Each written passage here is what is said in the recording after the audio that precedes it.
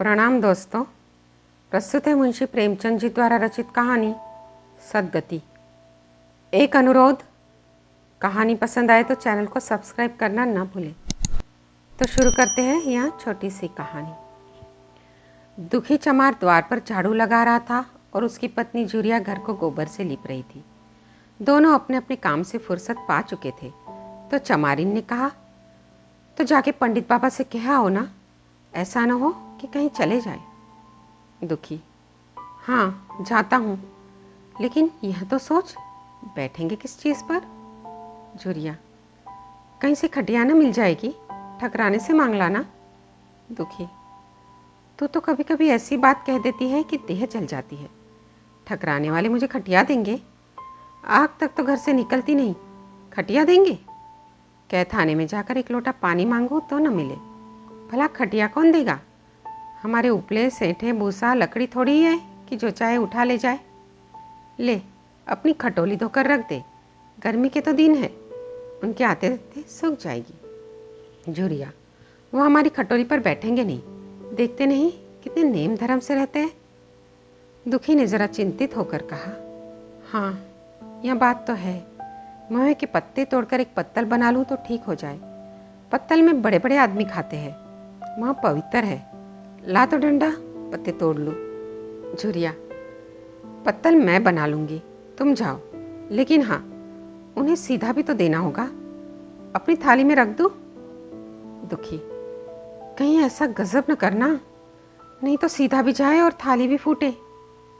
बाबा थाली उठाकर पटक देंगे, उनको बड़ी जल्दी विरोध चढ़ जाता है कि क्रोध में पंडिताइन तक को नहीं छोड़ते। लड़के को ऐसा पिटा कि आज तक टूटा हाथ लिए फिरता है। पत्तल में सीधा भी देना, हाँ मुदा तो छूना मत। झुरी गौंड की लकड़ी से लेकर सहा की दुकान से सब चीजें ले आना। सीधा भरपूर हो, सेर भर आटा, आधा सेर चावल, पाव भर दाल, आध पाव घी, लोन, हल्दी और पत्तल के एक किनारे 4 आने पैसे भी रख देना। गोंड की लड़की न मिले तो भुर्जिन के हाथ पैर जोड़कर ले जाना। तू कुछ मत छूना, नहीं गजब हो जाएगा।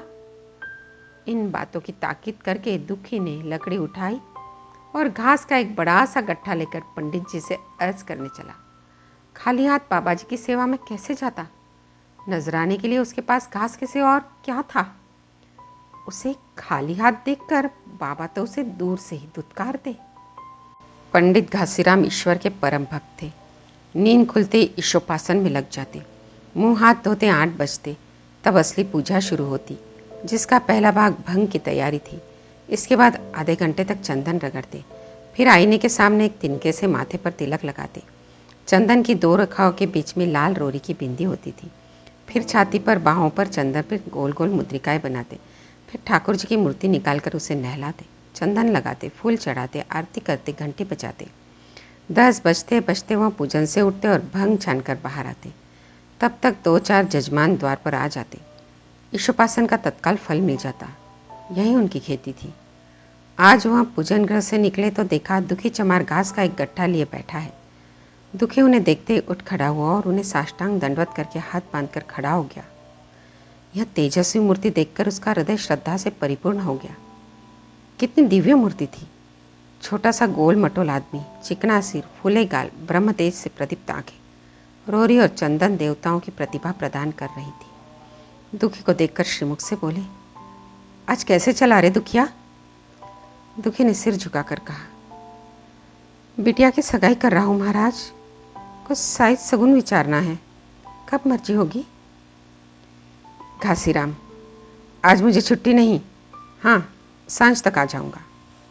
दुखी, नहीं महाराज, जल्दी मर्जी हो जाए, सब सामान ठीक कराया हूं। यह घास कहाँ रख दूं? घासीराम, इसे गाय के सामने डाल दे और जरा झाड़ू लेकर द्वार तो साफ कर दे। यहाँ बैठक भी कई दिन से लिपी नहीं गई, इसे भी गोबर से लिप दे। तब तक मैं भोजन कर लूँ, फिर ज़रा आराम करके चलूँगा। हाँ, यह लकड़ी भी चीर देना। खलिहान में 4 खांची भूसा पड़ा है, इसे भी उठा लाना और भूसोली में रख देना। दुखी फौरन हुक्म की तालीम करने लगा। द्वार पर झाड़ू लगाई, बैठक को गोबर से लीपा। तब तक 12 बज गए। पंडित जी भोजन करने चले गए। दुखी ने सुबह से कुछ न खाया था। उसे भी जोर की भूख लगी, पर वहाँ खाने को क्या घर धरा था। घर यहाँ से मील भर था। वहाँ खाने चला जाए तो पंडित जी बिगड़ जाए। बेचारे ने भूख दबाई और लकड़ी फाड़ने लगा। लकड़ी की मोटी सी गांठ थी, जिस पर पहले कितने ही भक्तों ने अपना जोर आजमा लिया था। वह उसी दमखम के साथ लोहे से लोहा लेने की तैयार था। दुखी घास छिलकर बाजार ले जाता था। लकड़ी चीरने का उसे अभ्यास न था। घास उसके खुरके के सामने सिर झुका देती थी। यहाँ कस कस कर कुल्हाड़ी का भरपूर हाथ लगाता, पर उस गांठ पर निशान तक न पड़ता था। कुल्हाड़ी उचट जाती। पसीने में तर था, हाँफता था, थक कर बैठ जाता था, फिर उठता था। हाथ उठाए न उठते थे, पाँव कांप रहे थे, कमर न सीधी होती थी, आंखों तले अंधेरा हो रहा था, सिर में चक्कर आ रहे थे, तितलियाँ उड़ रही थी, फिर भी अपना काम किए जाता था। अगर एक चिलम तम्बाकू पीने को मिल जाती तो शायद कुछ ताकत आती। उसने सोचा, यहाँ चिलम और तम्बाकू कहाँ मिलेगी? ब्राह्मणों का पूरा है। ब्राह्मण लोग हम नीच जातों की तरह तम्बाकू थोड़ी पीते हैं। सहसा उसे याद आया कि गांव में एक गौंड भी रहता है, उसके यहाँ ज़रूर चिलम तम्बाकू होगी। तुरंत उसके घर दौड़ा। खैर, मेहनत सफल हुई। उसने तम्बाकू भी दी और चिलम भी दी, पर आग वहाँ न थी। दुखी ने कहा, आग की चिंता न करो भाई, मैं जाता हूँ। पंडित जी के घर से आग मांग लूँगा, वहाँ तो अभी रसोई बन रही थी। यह कहता हुआ वह दोनों चीज़ें लेकर चला आया और पंडित जी के घर में बरौठे के द्वार पर खड़ा होकर बोला, मालिक, रची के आग मिल जाए तो चिलम पी ले। पंडित जी भोजन कर रहे थे। पंडिताइन ने पूछा, यह कौन आदमी आग मांग रहा है? पंडित, अरे वही ससुरा दुखिया चमार है। कहाँ है, थोड़ी सी लकड़ी चीर दे। आग तो है, दे दो। पंडिताइन ने भवें चढ़ाकर कहा, तुम्हें तो जैसे पोथी पत्र के फेर में धर्म कर्म किसी बात की सुधी नहीं रही। चमार हो, धोबी हो, पासी हो, मुंह उठाए घर में चला आता है। हिंदू का घर न हुआ कोई सराय हुई। कह दो दाढ़ी जार से चला जाए, नहीं तो इस लुहाट से मुंह झुलसा दूंगी। आग मांगने चले हैं। पंडित जी ने उन्हें समझा कर कहा, भीतर आ गया तो क्या हुआ? तुम्हारी कोई चीज तो छुई नहीं। धरती पवित्र है, जरा सी आग दे क्यों नहीं देती? काम तो हमारा ही कर रहा है। कोई लोनिया ये लकड़ी फाड़ता तो कम से कम चारा ने लेता। पंडिताइन ने गरज कर कहा, वह घर में आया क्यों? पंडित ने हार कर कहा, ससुरे का अभाग था, और क्या? पंडिताइन, अच्छा, इस बखत तो आग दिए देती हूँ, लेकिन फिर जो इस तरह घर में आएगा तो इसका मुंह ही जला दूंगी। दुखी के कानों में इन बातों की भनक पड़ रही थी। पछता रहा था। नाहक आया। सच तो कहती है, पंडित के घर में चमार कैसे चला आए?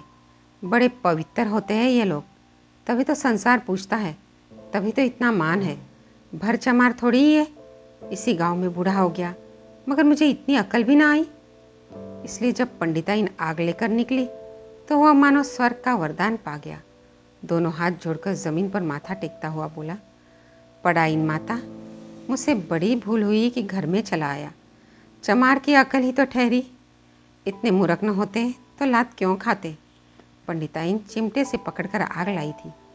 5 हाथ की दूरी से घूंघट की आड़ से दुखी की तरफ आग फेंकी। आग की बड़ी सी चिंगारी दुखी के सिर पर पड़ गई। जल्दी से पीछे हटकर सिर के झोंटे देने लगा। उसने मन में कहा, यह एक पवित्र ब्राह्मण के घर को अपवित्र करने का फल है। भगवान ने कितनी जल्दी फल दे दिया। इसी से तो संसार पंडितों से डरता है और सबके रुपए मारे जाते हैं। ब्राह्मण के रुपए भला कोई मार तो ले? घर भर का सत्यानाश हो जाए। पांव गल गल कर गिरने लगे। बाहर आकर उसने चिलम पी और फिर कुल्हाड़ी लेकर जुट गया। खट खट की आवाज़ें आने लगी। इस पर आग पड़ गई तो पंडिताइन को इस पर दया आई। पंडित जी भोजन करके उठे तो बोले, इस चमरवा को भी कुछ खाने को दे दो। बेचारा कब से काम कर रहा है, भूखा होगा। पंडित जी ने इस प्रस्ताव को व्यावहारिक क्षेत्र से दूर समझकर पूछा, रोटियां हैं? पंडिताइन, 2-4 बच जाएगी। पंडित, 2-4 रोटियों में क्या होगा? चमार है, कम से कम सेर भर चढ़ा जाएगा। पंडिताइन कानों पर हाथ रखकर बोली, अरे बाप रे, सेर भर? तो फिर रहने दो। पंडित जी ने अब शेर बनकर कहा, कुछ भूसी चोकर हो तो आटे में मिलाकर 2-4 लिट्टी ठोक दो, साले का पेट भर जाएगा। पतली रोटियों से इन नीचों का पेट नहीं भरता, इन्हें तो ज्वार का लिट्ठा चाहिए। पंडिताइन ने कहा, अब जाने भी दो, धूप में कौन मरे। दुखी ने चीलम पीकर फिर कुल्हाड़ी संभाली। दम लेने से जरा हाथों में ताकत आ गई थी। कोई आधे घंटे तक फिर कुल्हाड़ी चलाता रहा, फिर बेदम होकर वहीं सिर पकड़ के बैठ गया। इतने में वहीं गौंड आ गया। बोला, क्यों जान देते हो बूढ़े दादा, तुम्हारे फाड़े या गांठ न फटेगी, नाक हलाकान होते हो। दुखी ने माथे का पसीना पोंछकर कहा, अभी गाड़ी पर भूसा ढोना है भाई। गौंड, कुछ खाने को मिला कि काम ही कराना जानते हैं, जाके मांगते क्यों नहीं। दुखी, कैसी बात करते हो चिखुरी, ब्राह्मण की रोटी हमको पचेगी। गौंड, पचने को तो पच जाएगी, पहले मिले तो। मूंछों पर ताव देकर भोजन किया और आराम से सोए। तुम्हें लकड़ी फाड़ने का हुक्म लगा दिया, जमींदार भी कुछ खाने को देता है, हाकिम भी बेगार लेता है तो थोड़ी बहुत मजूरी देता है, या उनसे भी बढ़ गए, उस पर धर्मात्मा बनते हैं। दुखी, धीरे धीरे बोलो भाई, कहीं सुन ले तो आफत आ जाए। यह कहकर दुखी फिर संभल पड़ा और कुल्हाड़ी की चोट मारने लगा। चिखुरी को उस पर दया आई, आकर कुल्हाड़ी उसके हाथ से छीन ली और कोई आधे घंटे खूब कस कस कर कुल्हाड़ी चलाई, पर गांठ में एक दरार भी न पड़ी। तब उसने कुल्हाड़ी फेंक दी और यह कहकर चला गया, तुम्हारे फाड़े यह न फटेगी, जान भले निकल जाए। दुखी सोचने लगा, बाबा ने यह गांठ कहाँ रख छोड़ी थी कि फाड़े नहीं फटती, कहीं दरार तक तो नहीं पड़ती।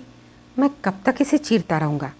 अभी घर पर 100 काम पड़े हैं, कार परोजन का घर है, एक न एक चीज़ घटी ही रहती है, पर इन्हें इसकी क्या चिंता। चलो, जब तक भूसा ही उठा लाऊं, कह दूंगा, बाबा आज तो लकड़ी नहीं फटी, कल आकर फाड़ दूंगा। उसने झौवा उठाया और भूसा ढोने लगा। खलियान यहाँ से 2 फरलांग से कम न था। अगर झौवा खूब भर भर कर लाता तो काम जल्द खत्म हो जाता, फिर झौवे को उठाता कौन। अकेले भरा हुआ झौवा उससे न उठ सकता था, इसलिए थोड़ा थोड़ा लाता था। 4 बजे कहीं भूसा खत्म हुआ।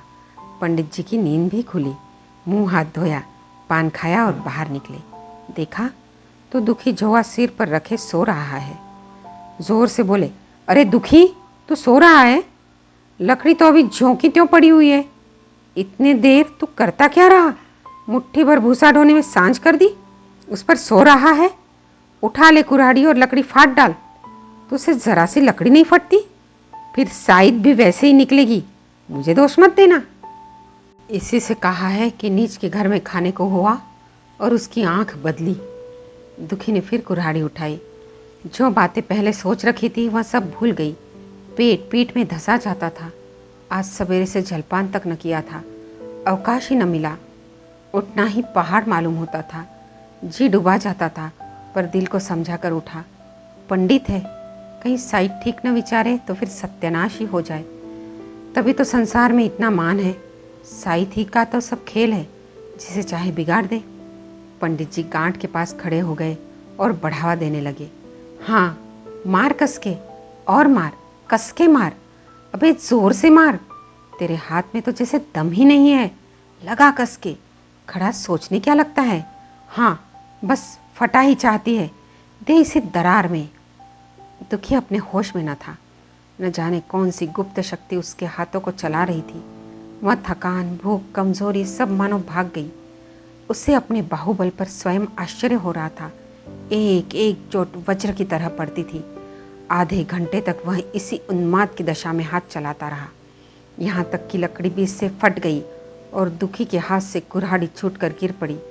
उसके साथ वह भी चक्कर खाकर गिर पड़ा। भूखा प्यासा थका हुआ शरीर जवाब दे गया। पंडित जी ने पुकारा, उठ के 2-4 हाथ और लगा दे, पतली पतली चैलियाँ हो जाए। दुखी न उठा। पंडित जी ने अब उसे दिख करना उचित न समझा। भीतर जाकर बूटी छानी, शौच गए, स्नान किया और पंडिताई बाना पहनकर बाहर निकले। दुखी अभी तक वहीं पड़ा हुआ था। जोर से पुकारा, अरे क्या पड़े ही रहोगे दुखी? चलो तुम्हारे ही घर चल रहा हूँ, सब सामान ठीक ठीक है ना? दुखी फिर भी ना उठा। अब पंडित जी को कुछ शंका हुई। पास जाकर देखा तो दुखी अकड़ा पड़ा हुआ था। बदहवास होकर भागे और पंडिताइन से बोली, दुखिया तो जैसे मर गया। पंडिताइन हक बकाकर बोली, वह तो अभी लकड़ी चीर रहा था ना। पंडित, हाँ, लकड़ी चीरते चीरते मर गया, अब क्या होगा। पंडिताइन ने शांत होकर कहा, होगा क्या, चमरौने में कहला भेजो, मुर्दा उठा ले जाए। एक क्षण में गांव भर में खबर हो गई। पूरे में ब्राह्मणों की बस्ती थी। केवल एक घर गौंड का था। लोगों ने इधर का रास्ता छोड़ दिया। कुएं का रास्ता उधर से था। पानी कैसे भरा जाए। चमार की लाश के पास से होकर पानी भरने कौन जाए। एक बुढ़िया ने पंडित जी से कहा, अब मुर्दा फेंकवाते क्यों नहीं, कोई गांव में पानी पिएगा या नहीं। इधर गौंड ने चमरौने में जाकर सबसे कहा दिया, खबरदार मुर्दा उठाने मत जाना, अभी पुलिस की तहकीकात होगी। दिल लगी है कि एक गरीब की जान ले ली। पंडित जी होंगे तो अपने घर के होंगे, लाश उठाओगे तो तुम भी पकड़ जाओगे। इसके बाद ही पंडित जी पहुंचे, पर चमरौने का कोई आदमी लाश उठा लाने को तैयार न हुआ। हाँ, दुखी की स्त्री और कन्या दोनों हाय हाय करती वहां चली आई और पंडित जी के द्वार पर आकर सिर पीट पीट कर रोने लगी। उसके साथ 10-5 और चमारिनें थी। कोई रोती थी, कोई समझाती थी, पर चमार एक भी न था। पंडित जी ने चमारों को बहुत धमकाया, समझाया, मिन्नत की, पर चमारों के दिल पर पुलिस का रौब छाया हुआ था। एक भी न मिनका। आखिर निराश होकर लौट आई। आधी रात तक रोना पीटना जारी रहा। देवताओं का सोना मुश्किल हो गया, पर लाश उठाने कोई चमार ना आया। और ब्राह्मण चमार की लाश कैसे उठाते। भला ऐसा किसी शास्त्र पुराण में लिखा है, कहीं कोई दिखा दे। पंडिताइन ने झुंझला कर कहा, इन डाइनों ने तो खोपड़ी चाट डाली, सबों का गला भी नहीं पकता। पंडित ने कहा, रोने दो चुड़ैलों को, कब तक रोएगी। जीता था तो कोई बात न पूछता था, मर गया तो कोहराम मचाने आ गए सब के सब। पंडिताइन, चमार का रोना मनहूस है। पंडित, हाँ, बहुत मनहूस। पंडिताइन, अभी से दुर्गंध उठने लगी है। पंडित, चमार था ससुरा की नहीं, साध असाध किसी का विचार है इन सबों को। पंडिताइन, इन सबों को घिन भी नहीं लगती। पंडित, भ्रष्ट है सब। रात तो किसी तरह कटी, मगर सवेरे भी कोई चमार ना आया। चमारी ने भी रो पीट कर चली गई। दुर्गंध कुछ कुछ फैलने लगी। पंडित जी ने एक रस्सी निकाली, उसका फंदा बनाकर मुर्दे के पैर में डाला और फंदे को खींच कर कस दिया। अभी कुछ कुछ धुंधल का था। पंडित जी ने रस्सी पकड़कर लाश को घसीटना शुरू किया और गांव के बाहर घसीटे ले गए। वहां से आकर तुरंत स्नान किया, दुर्गा पाठ पढ़ा और घर में गंगा जल छिड़का। उधर दुखी की लाश को खेत में गिदड़ और गिद्ध, कुत्ते और कौवे नोच रहे थे। यही जीवन पर्यंत की भक्ति, सेवा और निष्ठा का पुरस्कार था। आप सुन रहे थे मुंशी प्रेमचंद जी द्वारा रचित कहानी सदगति।